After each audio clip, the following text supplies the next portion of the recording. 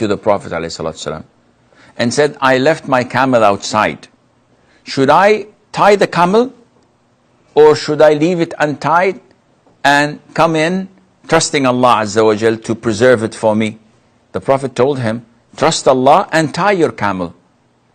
They go side by side. So trust and tawakkul is always side by side with taking the necessary means. Because if you have trust in Allah Azza wa Jal and full dependence without taking the necessary means, this is insane. And if you take the necessary means and do your due diligence and do everything you have to do, but without trusting Allah, this is a breach of Tawheed.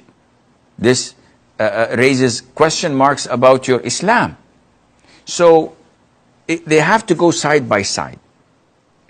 Trusting Allah Azza wa Jal without taking the necessary means is like sitting home and saying that, oh Allah, grant me a righteous child, but I'm not going to get married and I'm not going to leave the house.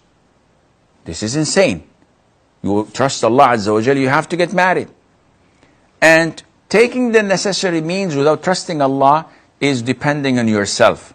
Working 8 hours or 10 hours a day, not looking or relying on Allah Azza wa Jal, but it's my power, it's my knowledge that I'm gaining my paycheck and I'm making these profits.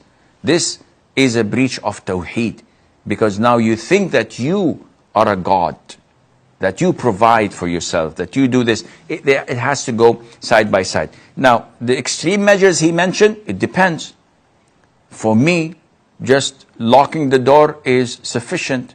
For someone who's in a minister or a government official, he has to take guards. For someone who's a ruler, he has to have an army, and so on. So it depends on the person, and the means also depend on his tawakkul on Allah the All.